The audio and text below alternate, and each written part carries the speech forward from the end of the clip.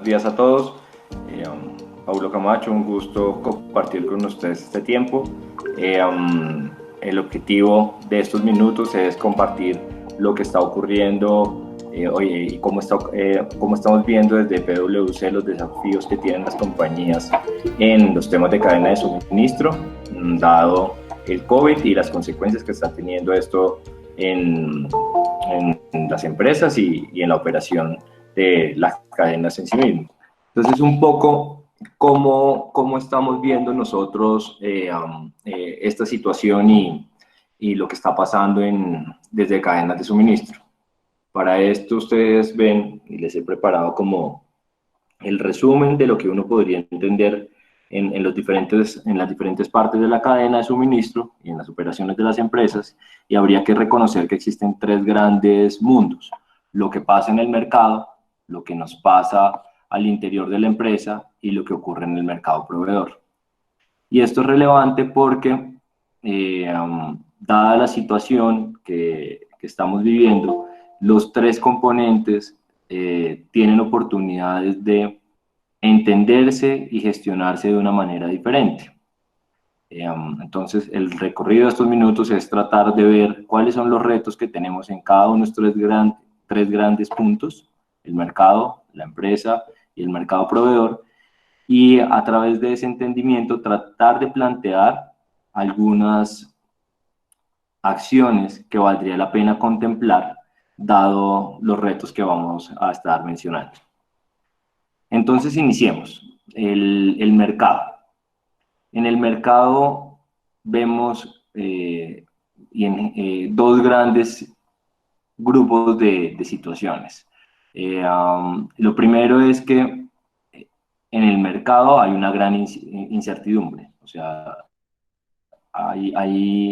la mayoría de empresas no sabe o no tiene claro qué va a pasar.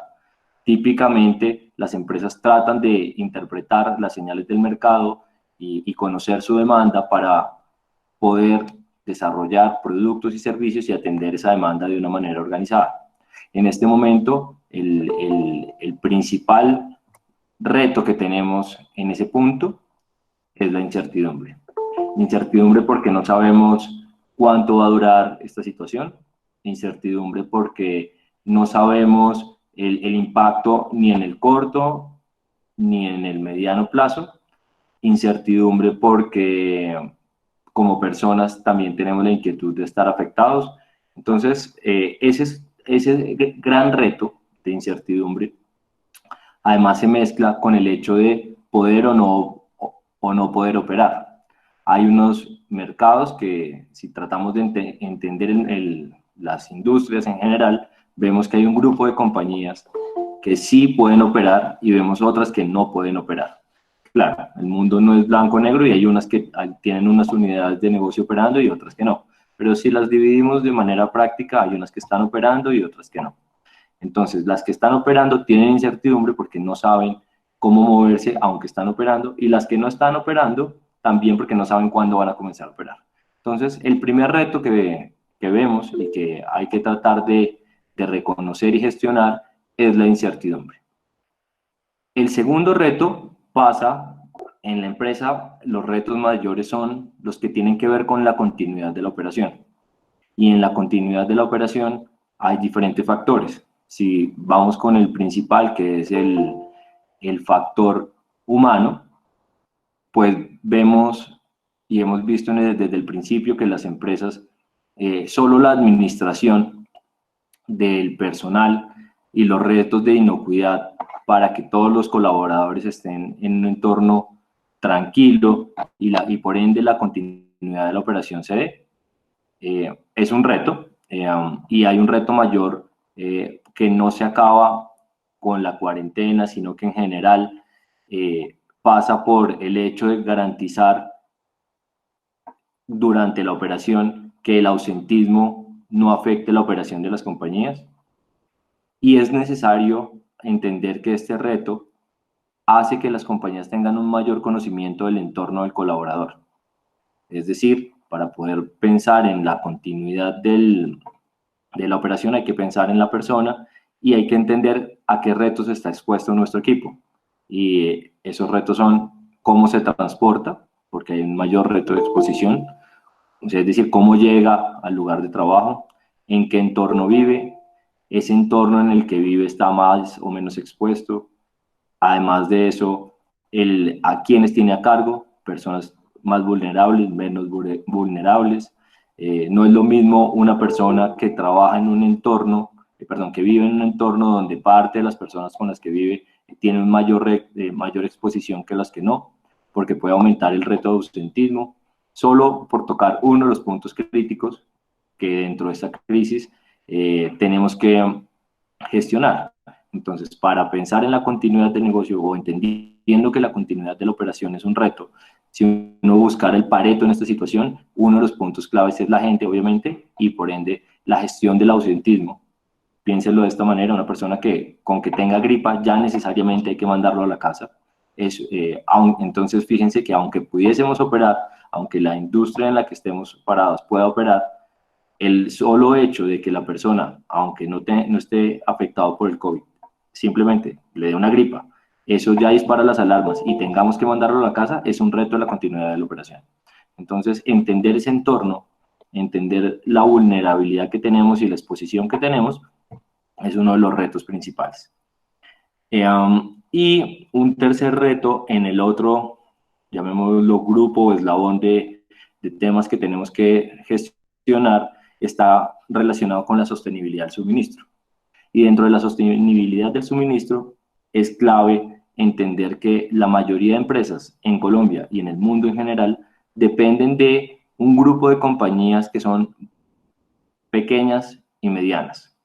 Si reconocemos eso y reconocemos que ellos a su vez tienen el tema de la continuidad de la operación para poder ser parte y suministrarnos a nosotros los bienes y servicios que requerimos. Entonces ahí hay un reto en la sostenibilidad, tanto en el grupo de empresas que opera como en el grupo de empresas que no opera, porque en ambos casos hay que entender que las compañías pequeñas y medianas tienen unas capacidades de absorción o de resiliencia menor que las compañías grandes.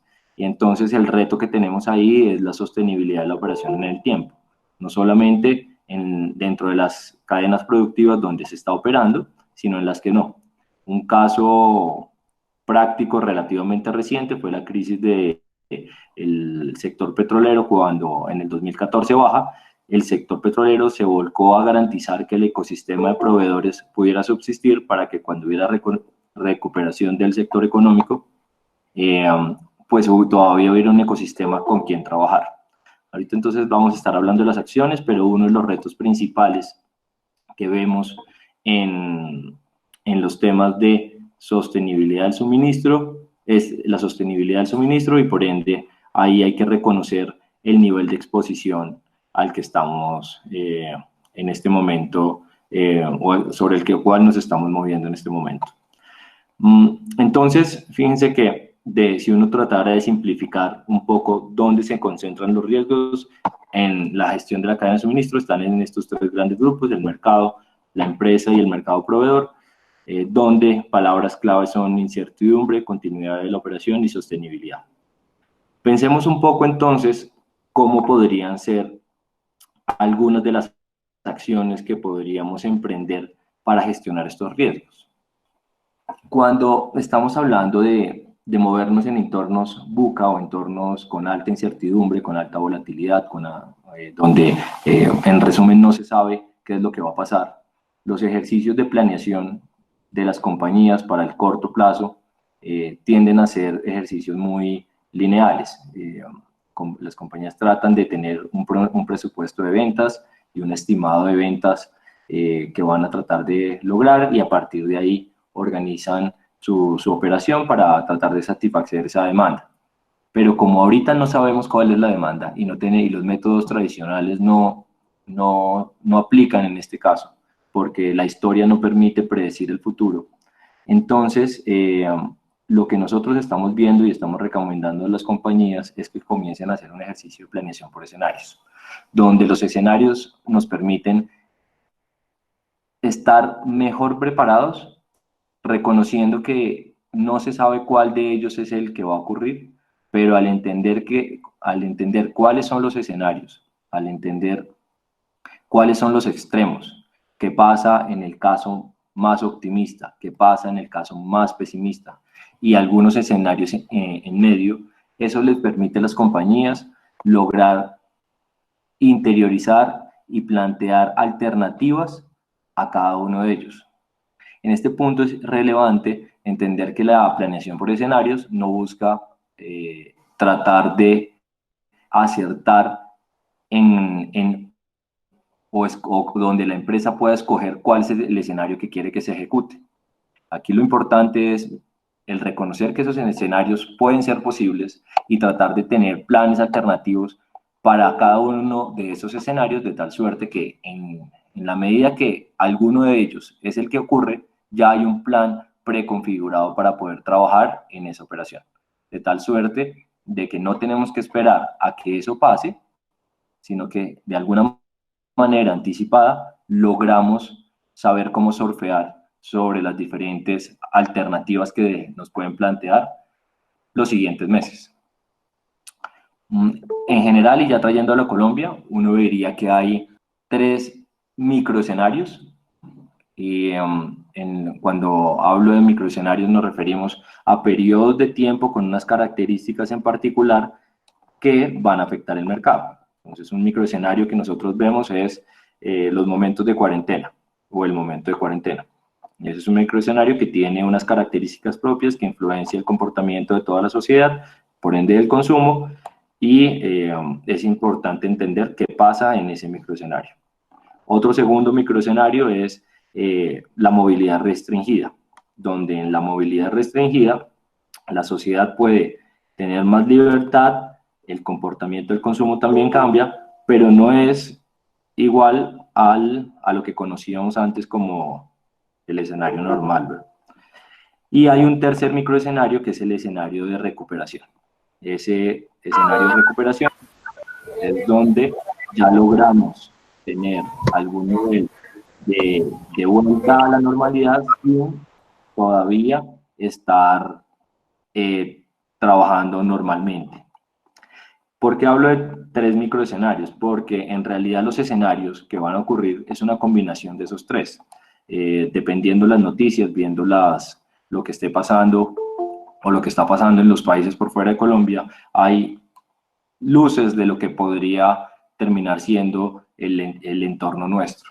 Entonces, al combinar estos 3 microescenarios, entiéndase cuarentena, movilidad restringida y recuperación, en un horizonte de tiempo, es decir, ¿qué pasa si hubiera cuarentena extendida? ¿Qué pasa si hay una cuarentena corta y comienza a haber movilidad restringida? ¿Qué pasa si esos dos duran 3 meses o 6 meses? Y hasta el 7º mes inicia la recuperación, o qué pasa si la recuperación inicia en el mes 3º. En esos escenarios, las compañías, al lograr entenderlos y poder analizarlos en el tiempo, van a poder tener luces de cómo administrar toda su operación hacia atrás y poder satisfacer y moverse y gestionar sus operaciones de tal suerte que logren satisfacer la demanda. Eso en el caso de las que están operando. Y también sirve para las que no están operando, porque la planeación por escenarios les va a dar ideas de los periodos de tiempo en los que van a estar inactivos, y al reconocer que el periodo de tiempo de inactividad puede llegar a ser en alguno de los escenarios largo, la reconversión naturalmente comienza a ser una acción inmediata. Y cuando hablo de reconversión es pasar de la razón por la cual la compañía vivía, su razón o su razón de producir un bien o un servicio existía, y pasa a ser una necesidad moverse a atender necesidades de otros sectores que están habilitados. Entonces, en todos los casos, la planeación por escenarios enriquece el proceso de pensamiento de nosotros los directivos para poder tomar decisiones hacia adelante. Entonces, eso es algo concreto que las compañías, nosotros creemos que deberían estar haciendo, y que en las compañías que estamos acompañando estamos haciendo, y vemos que da buenos resultados. En el segundo punto, que tiene que ver con la empresa, como les mencionaba, el conocer el riesgo al que está expuesto nuestro equipo de trabajo en todos los niveles, desde el operativo hasta el el ejecutivo, es importante reconocerlo y administrarlo. Normalmente las compañías tienen información por efectos de parafiscales, del entorno familiar o de salud del entorno familiar, y eso es lo único que conocemos acerca de nuestros colaboradores. Pero resulta que es necesario en este momento tener una cercanía con ellos y estructurar esa información dentro de la organización para poder mapear el riesgo que tenemos y saber e identificar cuál es la población que está más vulnerable en estos momentos. Y a veces podría pensarse que la población más vulnerable podría estar en función o a los ingresos o al cargo o al lugar geográfico. Voy a dar un ejemplo para tratar de poner la conversación en el tipo de riesgos a los que la gente se enfrenta ahora.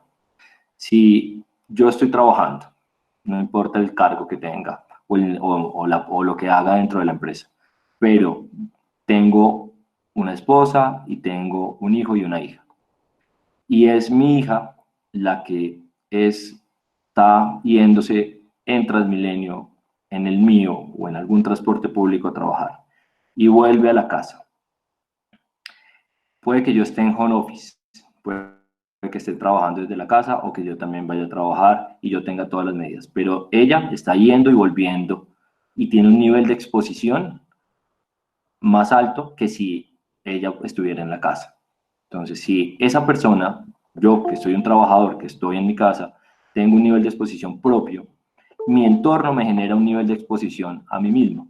Y cuando como compañías no sabemos y no conocemos el entorno de nuestros colaboradores, entonces es muy difícil mapear y reconocer el nivel de exposición que tiene cada uno de ellos. Y cuando tenemos 500 o 1000 o 2000 o 5000 personas a cargo, el no poder tener un mapa y ser conscientes de cuál es el nivel de exposición que tenemos, pues hace que estemos más propensos a caer en crisis que a administrarla, simplemente por el desconocimiento de ese riesgo.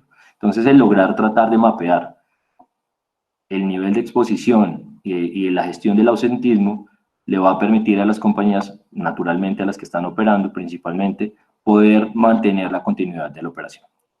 Eso de cortísimo plazo es algo que creemos que las compañías deberían comenzar a identificar, dado que no hay hacia adelante una respuesta pronta ni con una vacuna ni con un tratamiento efectivo. Y el tercer punto del cuidado del sistema o de la sostenibilidad del suministro, la acción clave va a pasar por el cuidado del ecosistema de proveedores. Y dentro de esto, en la medida que nosotros conocemos y reconocemos cuáles son las compañías de las cuales dependemos más, que además son más vulnerables, podríamos tomar acciones que garanticen la sobrevivencia del ecosistema. A veces se habla de mudar de proveedores y cambiar de proveedores y eso suena relativamente fácil, pero en la realidad cuando el ecosistema de proveedores es de compañías pequeñas y medianas y nosotros dependemos en un 10, 15, 20, 50 u 80% de la operación de ellos para garantizar nuestra operación, es necesario hacer planes conscientes para garantizar el bienestar de ese ecosistema de proveedores. Entonces, naturalmente, hay que conocerlos, hay que entender a qué riesgos están expuestos, entender cómo puede, así como el gobierno genera medidas de apoyo para toda la comunidad, pues nosotros como empresas, y más si somos líderes de la industria, deberíamos poder entender cómo poder ayudar y colaborar con ese ecosistema de proveedores para que en conjunto podamos surfear la situación y salir adelante. De tal suerte que si se trabaja en conjunto, es más fácil que ese ecosistema de proveedores sobreviva y en conjunto se garantiza la operación de ellos y la operación nuestra. Hay otros dos puntos que son más transversales. Es necesario pensar en escenarios de recuperación. No por un ejercicio positivista, sino porque así como nadie esperaba que esto tuviese la dimensión que está tomando, que tomó, es necesario reconocer que la recuperación también es un camino y ese ejercicio hay que planearlo. Todos estamos tratando de resolver el día a día, pero es necesario en ese ejercicio de planeación ver cuáles serían las acciones en un escenario de recuperación para podernos mover rápidamente. El entenderlo y estar preparados para ellos es asertivo. No tener un plan para el escenario de recuperación es como no haber tenido un plan para un escenario de crisis, porque llega la situación y no sabemos cómo movernos correctamente. Entonces, es necesario plantearnos esas alternativas en los escenarios de recuperación. Y por último, vale la pena reconocer que cualquier acción que hagamos debe ser diferenciada geográficamente, porque las acciones, tanto actuales como futuras, van a estar muy alineadas al tema geográfico.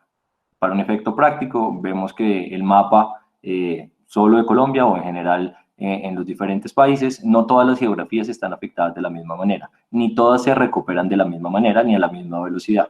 O sea, no va a ser un solo el día en el que ocurre todo el cambio y la mejora del país.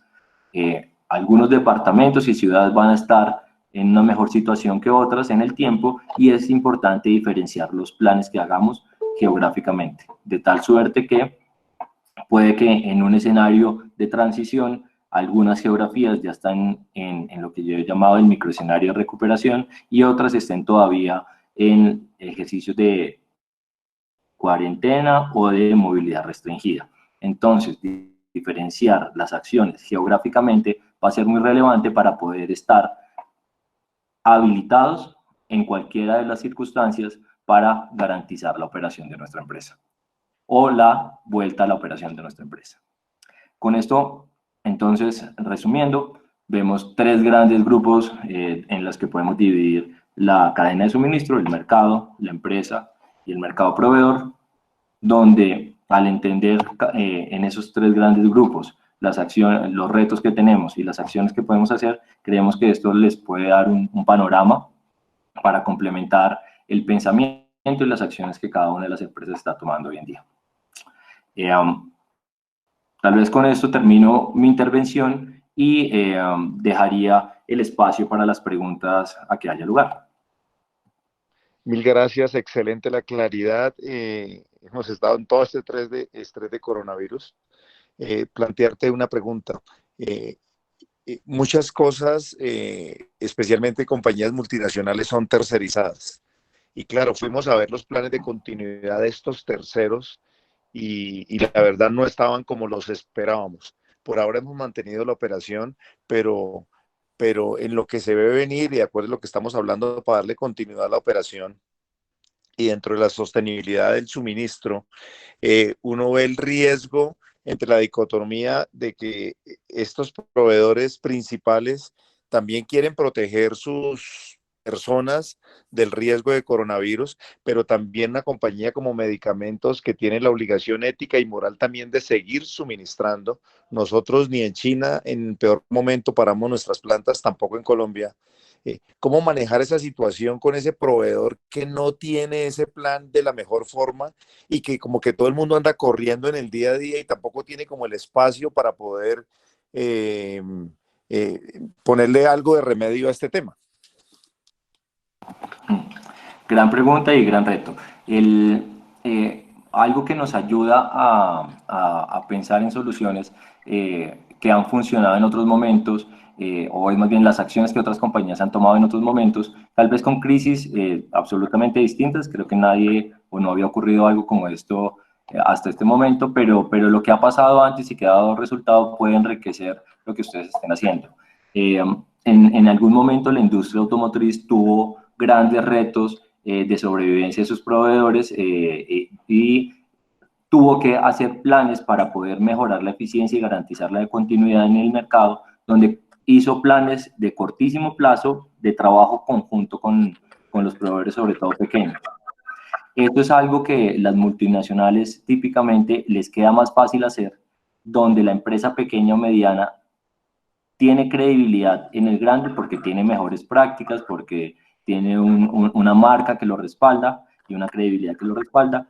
Y en concreto, una acción es establecer una especie de equipos SWAT que apoyan directamente la gestión de ese operador, de esa empresa, de tal suerte que normalmente las compañías tienen equipos de productividad, de equipos de mejoramiento interno, que cuando las grandes lo ponen al servicio del pequeño, son manos que le liberan espacio al dueño, al equipo pequeño, de la empresa pequeña, donde rápidamente pueden establecer acciones para garantizar el suministro pues, del multinacional, ¿verdad?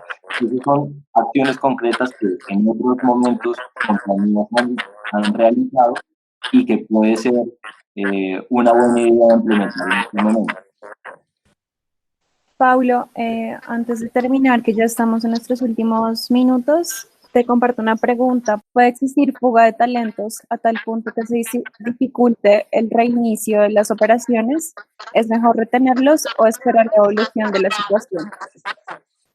Esta es otra gran pregunta. El tema de retención en estos momentos pasa por los dos grandes grupos de compañías que veíamos, ¿verdad? Los que están operando y los que no están operando. Naturalmente es oneroso para las compañías que no están operando solo el hecho de poder sostener a un número de personas sin generar ingresos. Creo que las que están operando tienen de alguna manera menos ese reto de retención, dado que tienen las herramientas tradicionales de retención. En cambio, los que no están operando están entre la disyuntiva de retener, pero como no sé cuándo me voy a reactivar, en un momento dado liberar caja puede llegar a ser una buena opción. Lo que vemos sí en todos los casos es que las compañías que logran poner por delante a las personas, cuando pasan estas situaciones, las personas, no hay nada que genere mayor retención o inclusive amor por una compañía que aquella que le ayuda al colaborador a estar bien en estas difíciles circunstancias. Entonces, yo creo que el poner por delante la decisión de las personas es la acción correcta para, en general, generar retención. Ya habrá casos particulares donde una u otra persona pueda dejar la organización porque prefiera moverse a un sector o a un entorno donde le garantice la estabilidad propia o de la familia. Creo que contra eso es difícil luchar en todos los casos, pero en general tratando de mantener la responsabilidad sobre 500, sobre 1000, sobre 5000 personas, las acciones generalizadas de retención, que es poniendo a las personas primero, en general van a garantizar que haya amor por la compañía. Eso sería como un punto de vista adicional para lo que podría ser cómo manejarlo. Gracias, Paulo. Tenemos una última pregunta por el chat. La cadena de suministro es la más exigida en estas coyunturas. ¿Cuál consideras que puede ser un buen esquema de acompañamiento desde el proceso de auditoría interna contribuya el mantenimiento del ambiente de control sin sacrificar la fluidez y agilidad requerida en los procesos? La relación control y velocidad típicamente son variables que hacen cargas opuestas. O sea, si a veces se aumenta el control, la velocidad cambia. Entonces, tal vez la recomendación es recurrir a nuestro amigo Pareto y recordar que de todas maneras hay unos puntos que generan el 80% del resultado y que con mínima fricción. Entonces, necesitamos en general en los procesos y en cualquier proceso de una compañía, en la gestión de la cadena de suministro también, que esa fricción en este momento sea lo menor posible porque hay decisiones que hay que tomar en el inmediato plazo. Entonces, aunque es necesario mantener los procesos y que se mantenga, digamos, la manera y el racional de operación, hay algunas circunstancias que ameritan una velocidad distinta a la que típicamente estamos acostumbrados a operar. Entonces, como directivos, las empresas deberían flexibilizar un poco para que haya una toma de decisión rápida y desde el punto de vista de control ir a los controles potentes, neurálgicos, no quiero llamarlos básicos, pero llamémoslos los principales, que permiten un poco más de flexibilidad, pero garantizan el 80% del control de la compañía. de tal suerte que haya algo más de flexibilidad, pero las compañías siguen manteniendo un nivel de conciencia y, entre paréntesis, control de lo que estamos revisando. Esto sería tal vez la recomendación. Listo. Muchas gracias, Paulo. Muchas gracias a todos por asistir y los invitamos a que nos sigan acompañando todos los días en nuestros webcasts a las 10 de la mañana. Gracias.